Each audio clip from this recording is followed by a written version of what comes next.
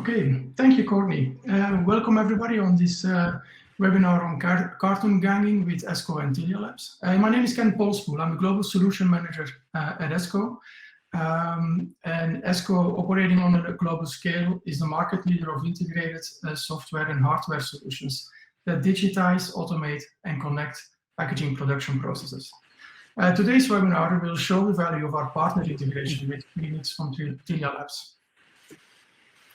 Thanks, Ken. Yeah, just quick introduction. My name is Tyler Thompson. I'm the Solutions Director here at Tilia Labs.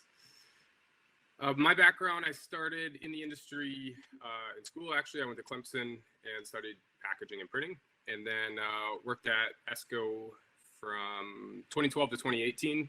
Various roles. I was on the technical side for most of my career, and then in sales at the tail end at Esko. And then came over here at Tilia Labs in 2018. And yeah, excited to share with you a bit about who we are and how we're partnering with Esko. So if you haven't heard of Tilia Labs, we are relatively newer in the printing and packaging space. So we were founded in 2012. And we grew really fast since 2012. We have just over 700 licenses sold. So a very mature product that we're going to be talking about today. And we are laser focused on imposition and planning. So what we're going to talk about today is our award-winning true AI technology and how we've integrated that technology into your automation engine workflow. Our customer base is a mix, whether that's labels, folding carton, typical commercial print like bookwork or banners or postcards to wide format. We got our start in labels and packaging, and that's our biggest customer base. But yeah, really anyone who puts ink on substrate would find value in using smarter planning and imposition tools. But today we will be focusing on the folding carton use case. So over the last decade, we have seen tremendous SKU proliferation across the packaging industry. I grew up in the late 70s in times where the number of product variants was rather small. We didn't have loads of different flavored options as a consumer in the supermarket. But brands over the years started to expand with product line extensions in an attempt to engage better with their consumers. The studies also indicated that brands are more successful when they offer promotional activity on their packaging, leading to success in sales. And it's likely to think these promotional activities will even increase going forward, but also it brings some challenges for us as being converters. Okay, so what type of challenges? So let's have a look at all these different challenges that we might face. Routing for producing that cut profile in the most cost-effective way can be truly challenging. We need to consider different machines for printing, different maybe die cutters, finishing, and so on. And all of that need to be considered for producing that or laying out that cut profile in the most efficient way. Now, once we have our cut layout, we might face other challenges. So if you look at our production order, and let's say that indeed this is our production order, we have 5 different flavors. So we have to produce different artwork variants on the same cut profile. Calculating the optimal production method manually is quite time consuming. It requires a lot of human expertise to make sure that you're producing that in the most efficient way. So yeah, most of you heard about and being on this webinar are familiar with the Automation Engine and RDO's CAD solutions. So let's see how we can make these tools even smarter with the Tilia Phoenix's intelligent ganging engine. Automation Engine customers can now perform intelligent ganging using true production costs. So what Tilia Phoenix does is solve this challenging problem that Ken outlined a minute ago.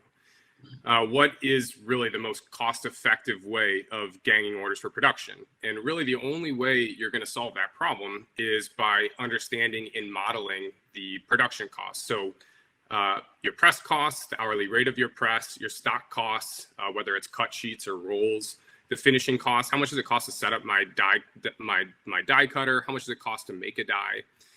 And Tilia Phoenix's AI engine will create and swift through these various gang run plans to find and produce the most cost-effective production imposition run. So our folding carton customers are predominantly using Esko tools. And the question is always, how do I maintain my native file format? How do I maintain my object-based screening? How do I maintain all the intelligence that I've baked into my RDO's CAD file, whether it's the one-up or the multi-out? But at the same time, how do I use Phoenix's technology to solve this complex problem of understanding costs and quantities, overruns and underruns, and computing the most cost-effective layout? So that's exactly what we want to walk through in these next two demonstrations. So the first demonstration that we're going to show, Ken's going to walk us through in depth using Automation Engine in Tilia Phoenix to quickly compare, to quickly compute the costing without mixing any orders. So just running a sample set of orders and their quantities as what I would consider self-runs or single out per sheet. And then that's going to give us a really nice look at how Automation Engine and Phoenix are talking to each other. And then I'm going to walk through the second demonstration where we're going to take that same order from the business system and same quantity and use Automation Engine and Tilia Phoenix. But rather than running self-runs, we're going to go ahead and allow Phoenix's imposition AI technology to gang the orders and compute the most cost-effective press run and impose the resulting files. Okay. So yeah, let's have a look. So here we have a little CSV file. It's where we have a job ID, we determine the printing press, we know which manufacturing file we're going to use, boards. And in this case, this is the first example, we're not going to gang it. It's a matter of simply adding that CSV file to a hot folder, which will start processing, creating a production file. Within that CSV file, we had 5 different products with different quantities. And those 5 different products have been linked into my Automation Engine production order. Each product can have its own parameters, like the ordered quantities, in which production jobs they have been linked in the past.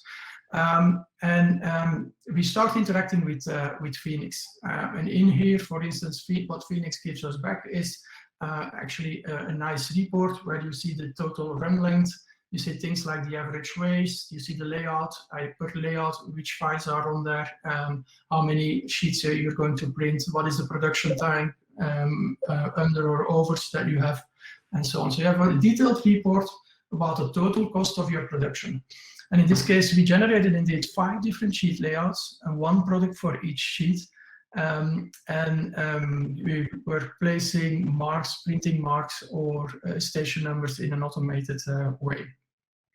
In this example, so you don't see very nicely the advantage of having the trim and bleed prioritization set by the cut intelligence, but we will come back to that later on another example. In this case, there was also front and back. So front and back have both been generated in an automated way. And this workflow was also, by the way, fully PDF native, both from the step and repeat tasks as the marks that were positioned onto it. So for the next demonstration, first demonstration, of course, we looked at integration between Automation Engine, pulling data in, your order data in from your business system, creating the products inside of Automation Engine, and then interfacing directly with Tilia Phoenix via Automation Engine to create our production forms. Those production forms, of course, weren't mixed. So again, same report here from our business system. This time you could see ganging is set to true in this case. So Automation Engine is going to read that and understand to push that information to Phoenix, and Tilia Phoenix is going to gang these 5 SKUs here in their given quantities. So let's take a look at how this works. Again, very similar. We're specifying the MFG file which is going to be the die that Tilia Phoenix is going to distribute these SKUs on that particular substrate. SBS 250 is what we've called it. And these 5 SKUs with their given quantities. So the value here is, of course, the ability to not just do a traditional imposition, but rather interfacing with Tilia Phoenix to understand quantity and start making decisions about the best way, the most cost-effective way of producing this work. Of course, this is happening behind the scenes here. Same kind of thing. We're pulling in the job. Automation Engine is creating the products for that production order and pushing their quantities over to Tilia Phoenix.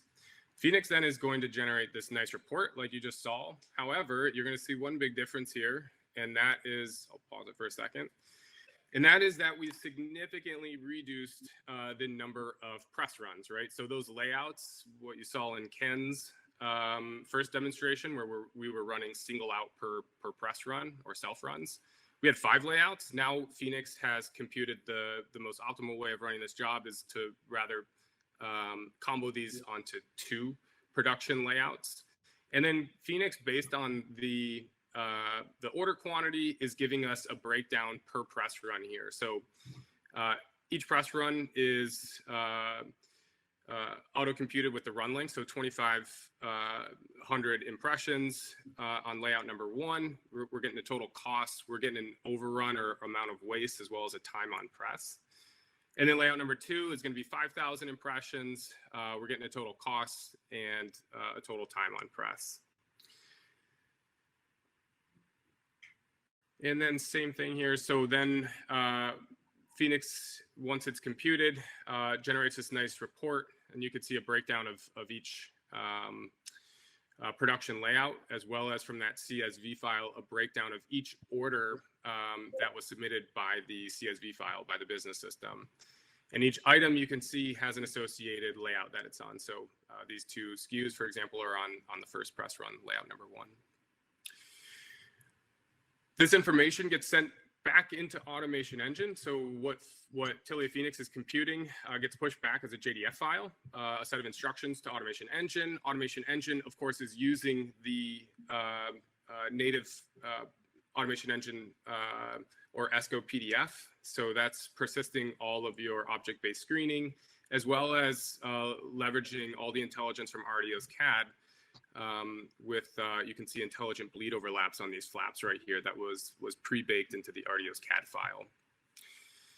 So this is really the value of Esko and Tilia Labs working together and collaborating on this integration is the ability to use our native file formats and use our strong suites of strong parts of our applications to solve this challenging problem of planning and understanding costs and producing the most cost-effective layout. So yeah, if we look at the results and the savings here, without ganging, the demo that Ken showed you, running self-runs that produced 5 press runs, we were on press for 1 hour and 7 minutes. So Tilia Phoenix is calculating the changeover and how long it's going to take you to print, as well as the total cost, which includes your stock and your changeover costs and your plates. And then when we brought that into Tilia Phoenix and used our imposition AI technology, we got that down to 2 press runs, 5 hours on press, and about just $6,000 to run that job. So that gives us a total savings of 3 additional press runs that we saved. We added 2 more hours and 22 minutes of production time on your press, and netted a cost savings on this one job of about $1,600. Yeah, as a summary, so indeed, because I also saw some questions popping in on the bleed priority, so bleed prioritization. So either it's done using some logic from the cut profile, meaning the ARD and the MFG file. It can always be overruled by within either the structural design application being ArcGIS-CAD, or for those that don't use the native ArcGIS-CAD file format, being overruled by using templates in one of our editors. And then also quick recap on the positioning of station numbers, for instance. Again, information that can be stored in the cut profile and can be reused. Because, and then as a summary also, yeah, what we mentioned, for instance, why do we do the expansion on Automation Engine? We can of course define the object-based screening and add it to the PDF file individually to create a better output, which can also be respected going through our own read devices, or indeed having the smart marks use placeholders to prevent mix-ups, because you're ganging on a sheet. You want to prevent mix-ups after cutting, after finishing, for instance. And that's yeah, that technology is all available by using those placeholders, and that smart mark technology within Automation Engine. Perfect. Yeah, thank you, Ken. Thank you, Esko, for collaborating on this webinar. Thank you, Tyler, and thank you for joining us. Thank you, Ken. Bye-bye.